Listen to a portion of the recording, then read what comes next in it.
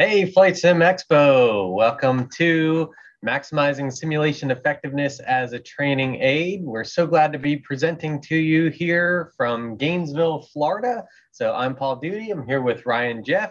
And today we're going to talk to you about building scenarios inside of a flight simulator. So just a quick introduction. So as I mentioned, I'm Paul Duty. I'm the Chief Instructor and the Aviation Product Manager here at Gleim Aviation. And I'm a commercial pilot. I've been flying for about 21 years now. A flight instructor, single multi-engine land, flight instructor instrument, multi-engine instructor, an advanced ground instructor, and a remote pilot. And Ryan? I'm Ryan Jeff. I'm the aviation research assistant here in Gleim. I'm a commercial pilot, single and multi-engine. I'm a certified flight instructor, ground instructor, and remote pilot. I've been flying for 5 years, so he's a veteran and I'm just a newbie here. So a little bit about Gleim Aviation before we jump into talking about the flight simulation scenarios. So Gleim Aviation has been training pilots since 1980. Many people effectively know us as the Red Books because, well, all of our training publications that are in print have always been in red. And Gleim has had a number of different firsts in the FAA approvals in terms of some things in flight simulation as well as in aviation training. We have the world's first and only FAA approved online ground school. We have the very first flight instructor refresher course online, the first inspection authorization refresher course that's online. And as far as flight simulation, we've been involved with flight simulation and creating training courses for simulators since about 2010. We also last year launched our basic aviation training device, which is the Gleim Virtual Cockpit BATD. And that was the very first simulator to have an approval with X-Plane 11. So we're going to go ahead and dive into how to maximize simulation effectiveness as a training aid. And this is what we're going to talk about here over the next half hour or so. So we want to talk a little bit about training expectations. So how you can use a simulator to set the expectations for flight training. We want to talk to you about creating value with flight simulation. And we'll talk about branching scenarios and some other key tips for how to actually set up scenarios in the simulator, including things like refinement. And we're going to give you some sample resources where you can, how you can become more creative at setting up scenarios, whether you're working as a flight instructor or you are an independent student or you're a simulation enthusiast and you just want to challenge yourself and learn more about flying. So we will also give you a sample simulation scenario where we will actually load up and share all of our screens on the Gleim Virtual Cockpit BATD. We've got the 5 screens on the simulator. We're going to share 4 of them, everything except for the instructor operating station. And we will actually fly a live scenario for you. So let's keep our fingers crossed and hope the technology works out. And we're going to have some fun over the next half hour. So let's go ahead and dive right in. We've got quite a bit to talk about. So setting training expectations. So whether you are a student pilot or you are an experienced pilot and you want to advance your skills, or you are a flight instructor that's setting up scenarios for a student, it's important to think about how you might describe your flight training. Are you having fun? Are you being challenged? Are you getting frustrated? Are you bored? Are you actually learning anything? In many situations, it's really a combination of all of these. So how do we as pilots and instructors ensure that we, whether we're students or instructors, are able to overcome the obstacles of flight training while keeping things realistic, while keeping training productive, while also keeping safe? Well, that's where it starts with setting expectations. So in aviation, a lot of times we fly to our favorite $100 hamburger stops. Why is it called a $100 hamburger stop? Well, it costs about maybe $100 in fuel to fly from one airport to another, get a burger and fly back.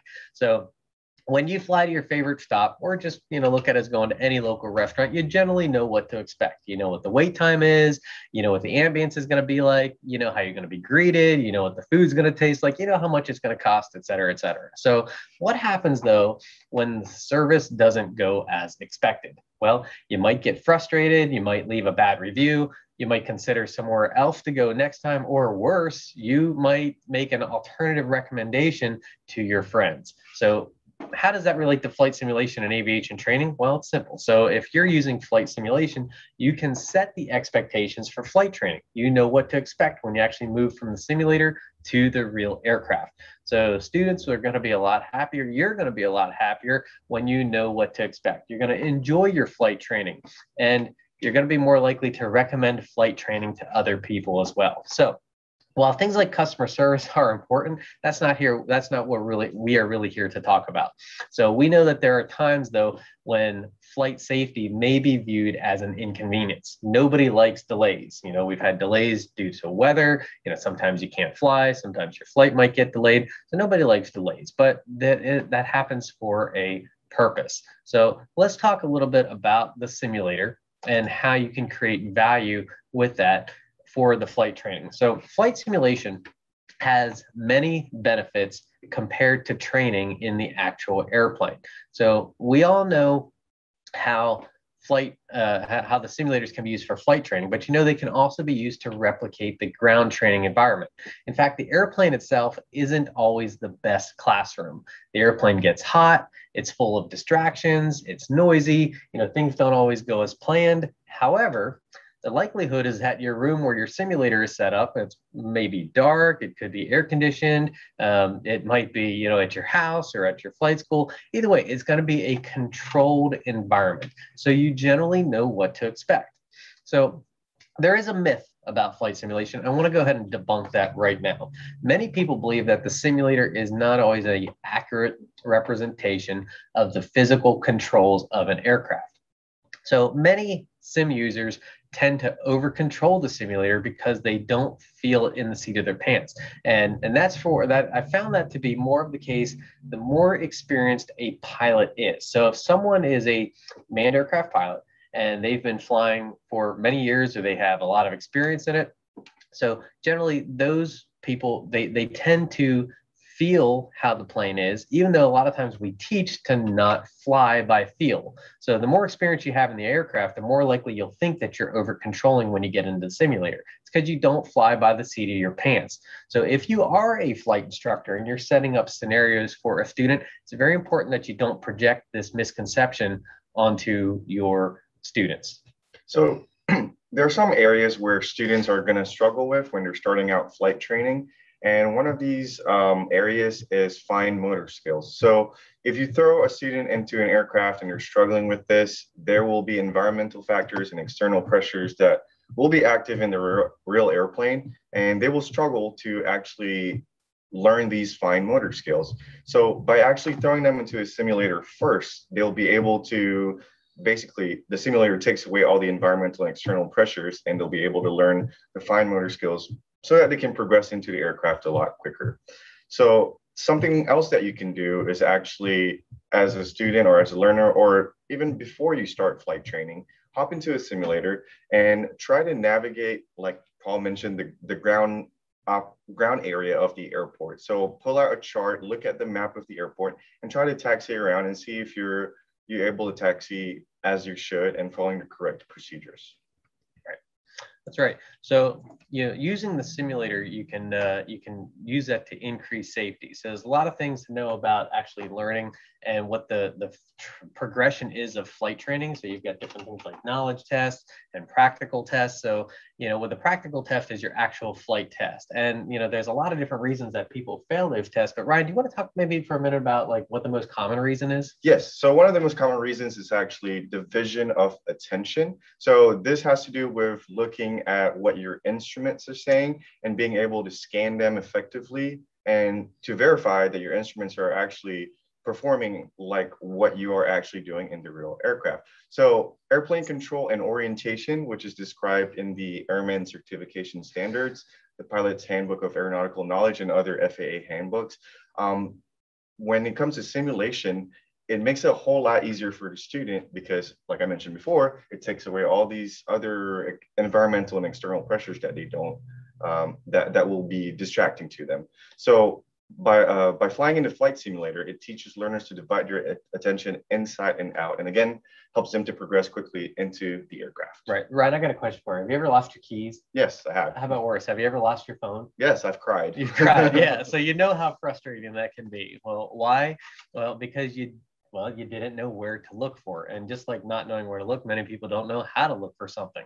So when somebody is new to aviation and they're just jumping into the flight deck for the first time, so you want to make sure that you spend extra time, orienting yourself with the cockpit. When you use a flight simulator, it's a great way to become familiar with that cockpit environment, figure out where the switches are, the knobs, just figure out the knobology in general, knowing where the instruments are, how to interpret the instruments. It's all very, very important to do that before you actually jump in the airplane for the first time. So when you are applying instrument interpretation skills, I understand, it can be frustrating. There's a lack of understanding. Oftentimes that comes from not knowing where to look, or like I said, how to look, hence that frustration. And when there's a lot of things that are going on in the airplane and again, it's noisy. You're trying to deal with air traffic control clearances. You got an instructor who's probably doing something to distract you in the airplane. You're watching for other traffic, birds, whatever. A lot of things that are happening. It's easy to become overwhelmed with everything that's happening in the plane. So that can end up leading to task saturation. And according to the FAA's Pilot's Handbook of Aeronautical Knowledge, I'll read you a definition here. It says the task saturation is when a student experiences a lack of awareness of input from various sources. So decisions may be made on incomplete information and the possibility of errors increase. So another way to put that, Eric Barfield, who is the director of operations at Hope Aviation Insurance, he said that task saturation is having too much to do and not enough time, tools, or resources to do it. It's a major contributing factor in many aviation incidents and accidents. And as somebody who's in the insurance business, they would know, they have that data. So in other words, well, it's kind of simple. You got busy, and before you knew it, you busted through a temporary flight restriction or you descended below the MDA.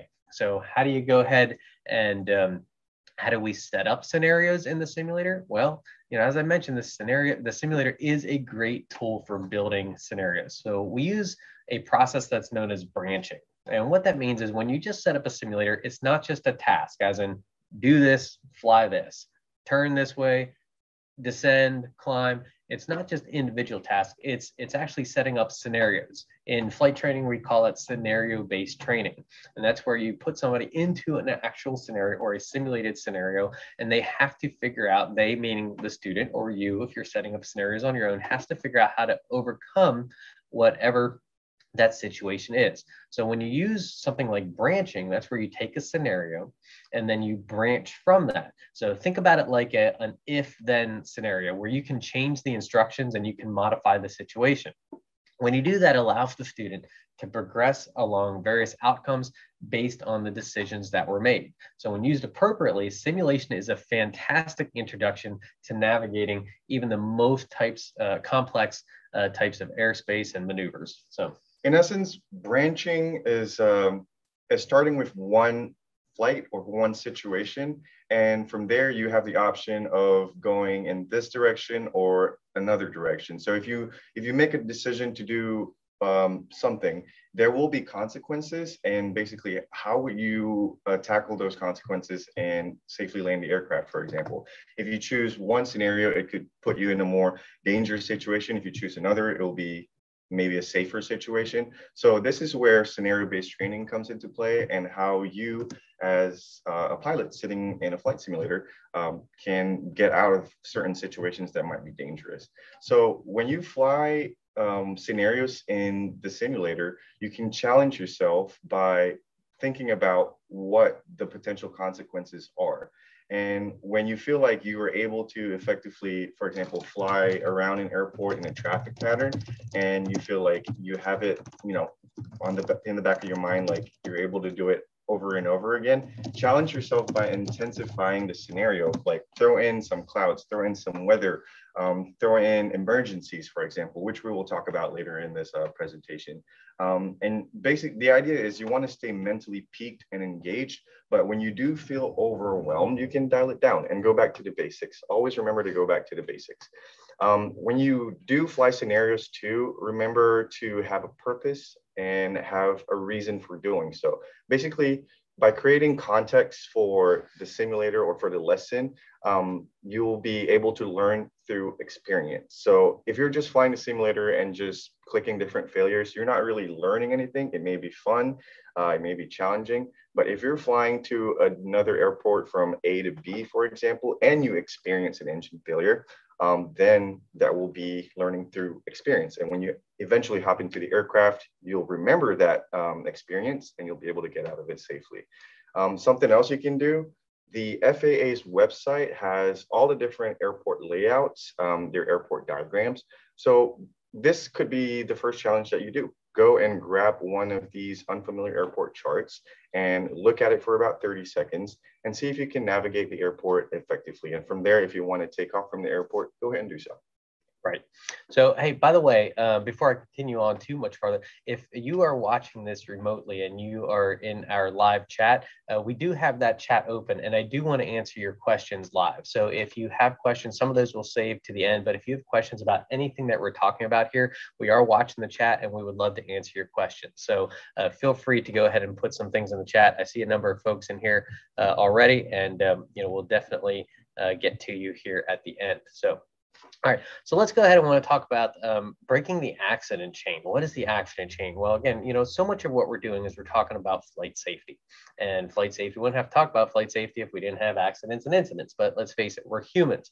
And, or even if it's not a human flying, we humans build these machines. So there are going to be, unfortunately, there's going to be accidents. And fortunately, using tools like flight simulation, we're able to increase safety and help train pilots to proficiency and keep them proficient, even if they take time off from flying. We saw that last year actually with some accident statistics where with the pandemic, a lot of people took time off from flying. And then when they came back, a lot of people didn't get the adequate flight training. So we really encourage people to at least hop in a simulator, get used to flying again. So whenever there is an accident, there's always a chain of events. It's never just one thing that leads to an accident. It's what we call the accident chain. And when we can break that chain by removing whatever it is, whatever error was made, we can prevent those accidents from happening. So I'll give you an example. So one thing that commonly happens, especially if for a pilot who is based at the same, who regularly flies out of the same airport, wherever they're based from,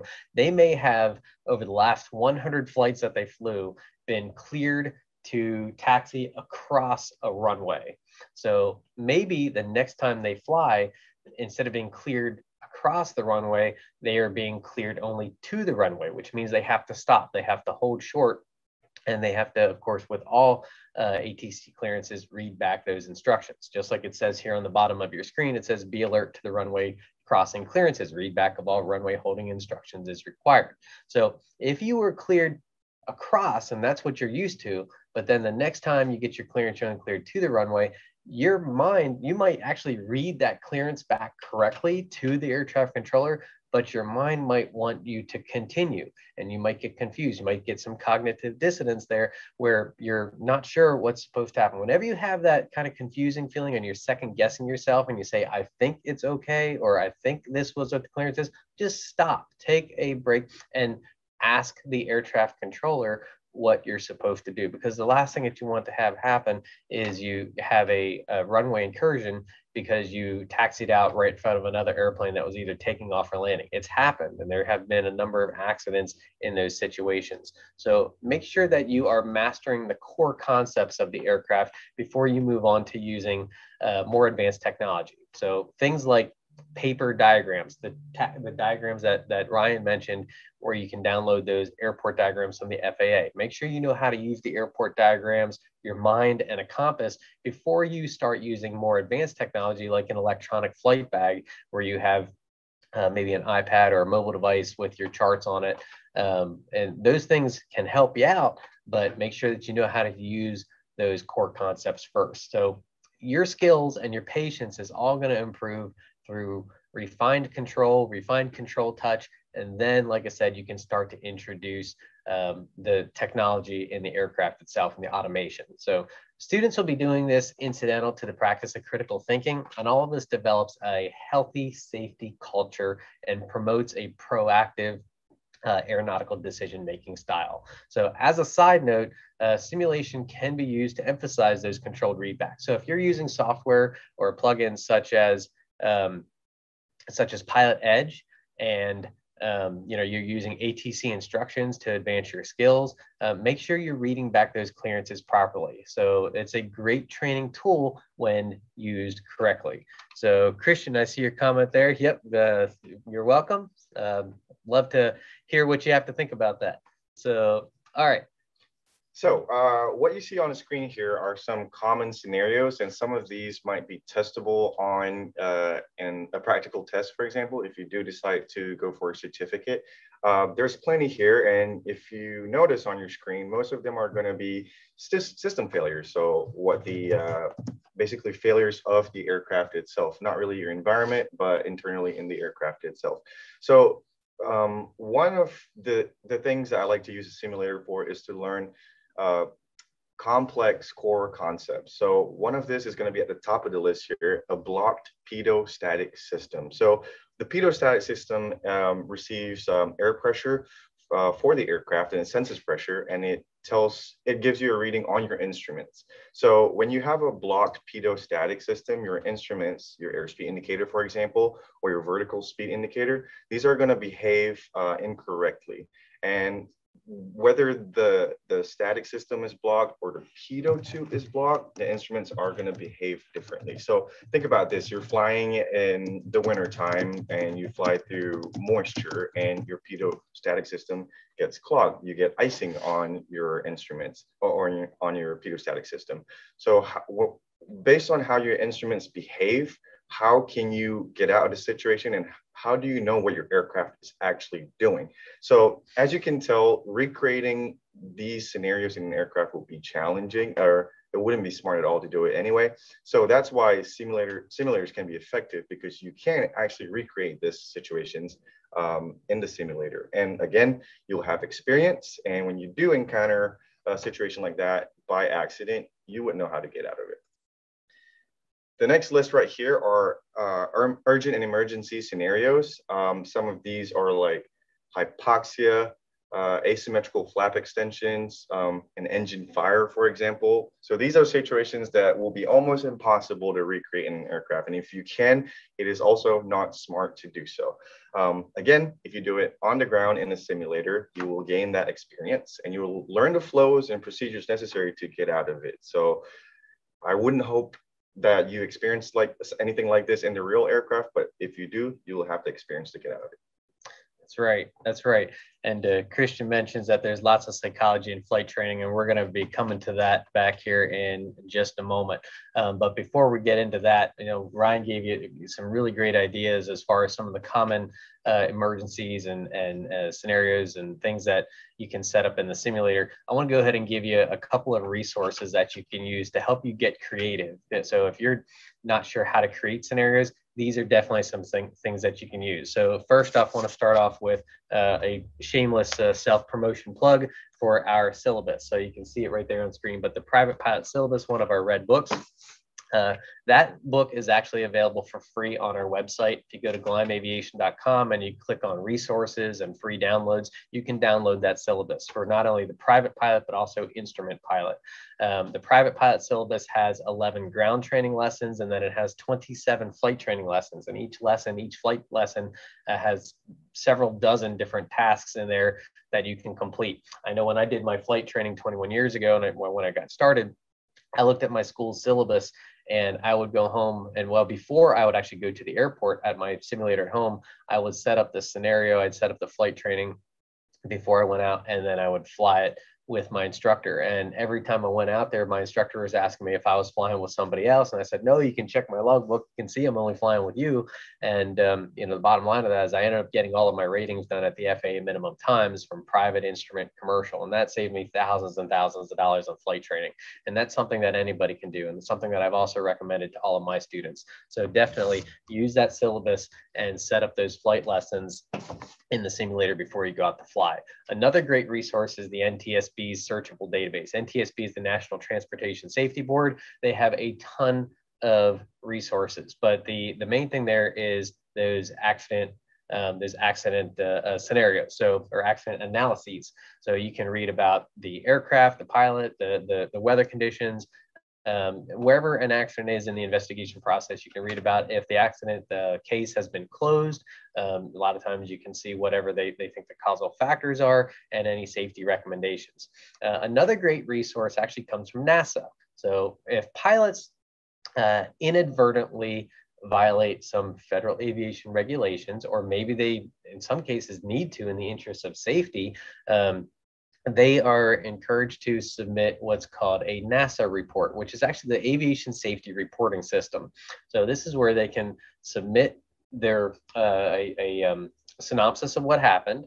And where does that information go? How does it improve safety? Well, one of the resources that actually gets published is this thing that's called the callback newsletter. And it's an email that goes out once a month. And it's got a summary of the submissions, as well as some different trends and some other safety recommendations. Those are some great ways that you can set up different scenarios in the simulator, especially if you're a flight instructor setting up scenarios for a student. The Air Safety Institute is the next one. That's ASI there. Air Safety Institute is a division of the Aircraft Owners and Pilots Association, or AOPA.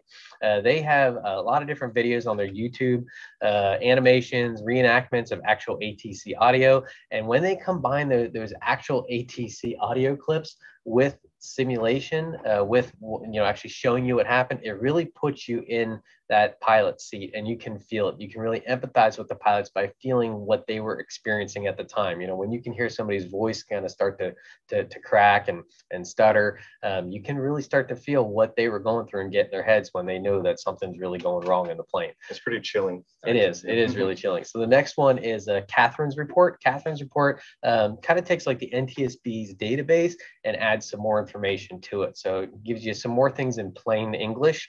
It's not any type of official government resource at all, but it's a great resource to be able to summarize those accident reports in plain English, as well as adds actual accident photos. So again, just like the ATC audio, it really helps you see what happened after the fact.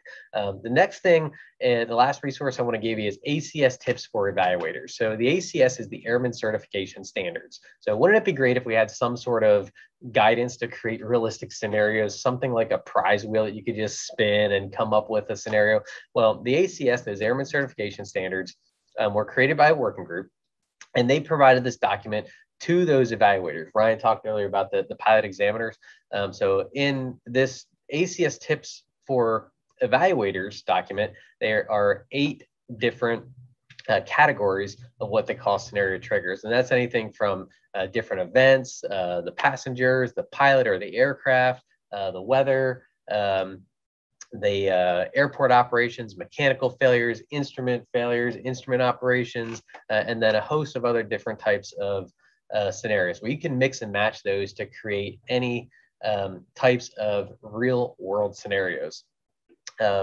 They can be used in the sim, they can be used in the real airplane. I'll give you an example. And that's something where maybe you have a passenger who is at a wedding and they showed up after they've been drinking and they're intoxicated. However, you have to fly them out.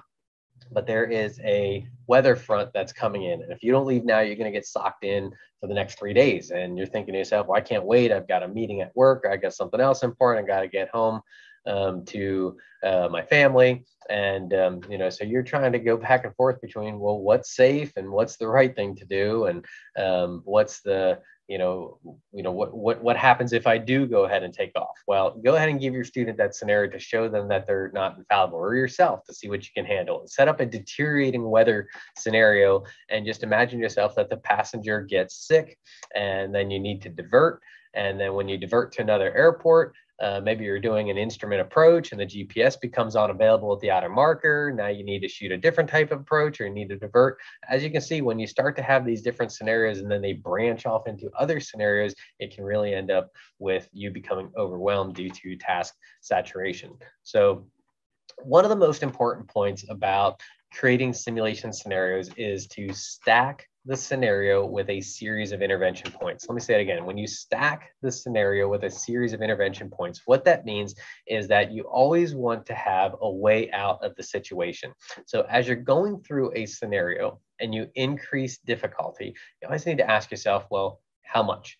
So you want to pay attention to your students. So one person in the chat mentioned something earlier about there being a lot of psychology in flight training. Well, this is one of the areas where this comes into play. So when you understand how students show signs of frustration, or understanding yourself and just recognizing to yourself your signs of frustration or being overwhelmed with different behaviors, different people react differently. Some people they might grip the controls tighter, they might sweat more, they may breathe deeper, they may start to raise their voice and get upset, they may hesitate, or some cases they might just flat out resign and give up. So it's really important to realize when you're going to become overwhelmed and what that looks like. And when that happens, dial it back a little bit. It's important for the student to see that you're not infallible, but we want you to know that there is always something that you can do.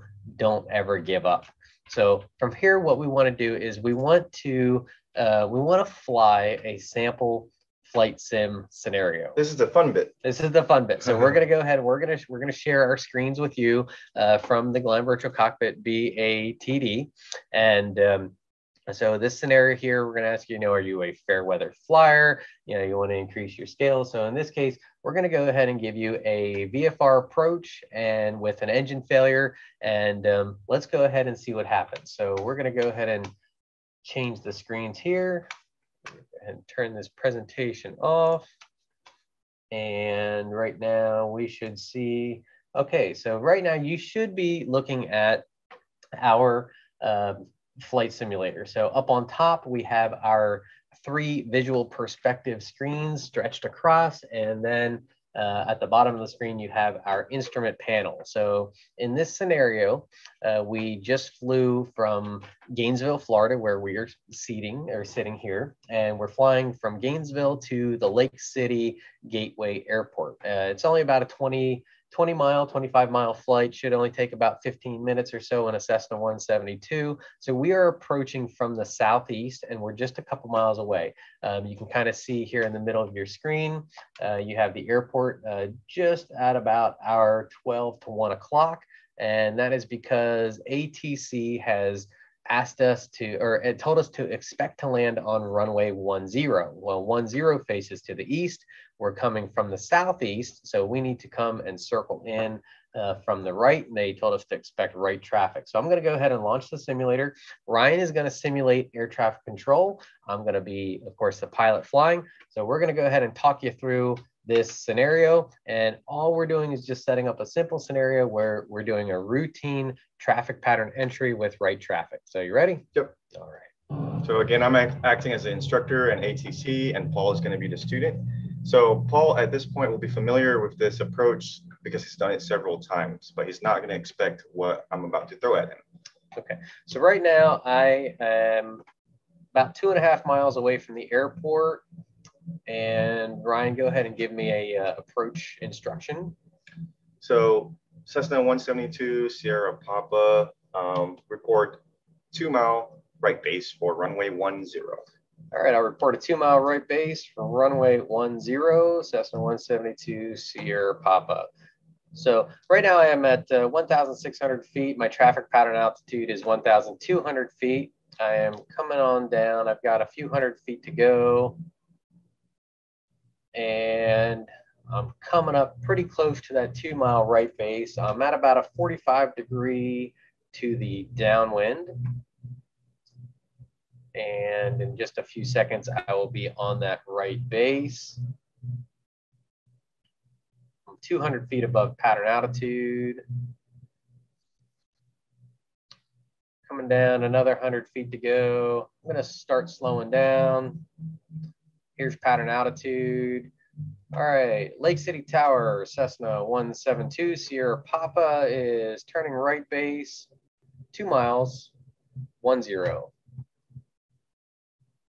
Cessna 172 Sierra Papa, you're cleared to land, runway 10. Cleared land 10. Oh, so something's just happened. I just had an engine failure. So I was just getting ready to put my flaps down.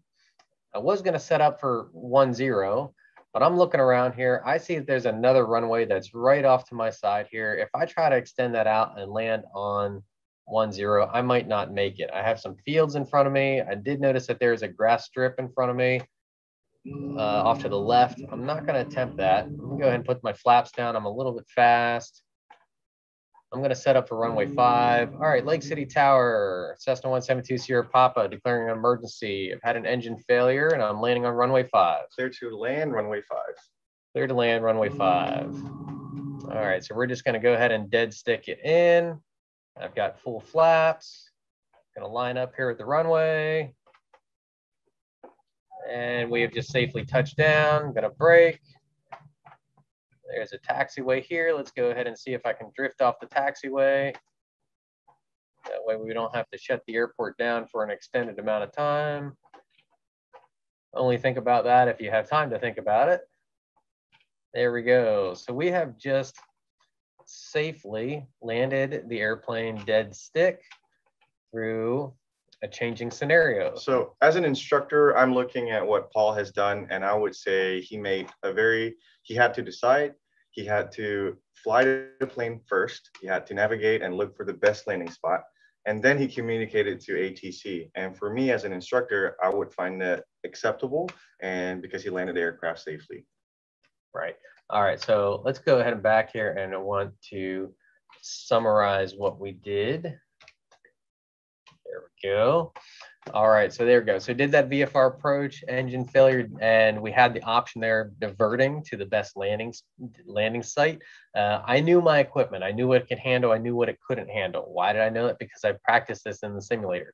Now, I have to confess, this is an actual situation that I have experienced in the aircraft. I actually had this happen at this airport in a real airplane, and I was cleared to land on 10, just like Ryan gave me. I was asked to report a 2-mile right base. And just as soon as I reported that, I did have an engine failure in the aircraft. It took me a few seconds to realize what was happening, and then to evaluate what my options were. And I looked and I saw Cannon Creek Airport just off to my left. That's on your screen there. That's that little airport that runs kind of north-south. So I saw that. There's another private airport that was just off to the right. That was a grass strip. But I also knew, of course, I had Lake City Airport right in front of me. So I wanted to make sure that I could stop in time, or if I needed emergency services, that I was going to be able to get them. So my best choice was going to the Lake City Airport. I just had to make that decision and turn to a different runway. And we call that aviate, navigate, communicate. I aviated, I flew, I navigated to where I needed to go, and then I communicated with air traffic control at the last minute. So, again, this was a realistic scenario. It kept me mentally peaked. It was challenging. It was challenging in real life, and in the simulator, like, I can feel it. I can feel my heart rate go up when I do that in the sim. Not just because I lived it once, but because it's something that it's a stressful situation. So but it's realistic. So let's go ahead and summarize what we talked about here. In summary, so we talked about creating training expectations using the simulator because the aircraft is not always the best classroom. We create the value of the sim, reinforce how the simulator can represent the real aircraft, and even do more than what you can do in the real airplane.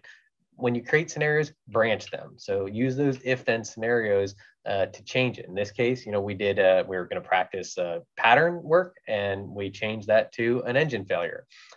Refinement, use different resources to create those scenarios, like the syllabus, like the ACS tips for evaluators. Use a lot of resources, and that'll help you become more creative when setting up different scenarios.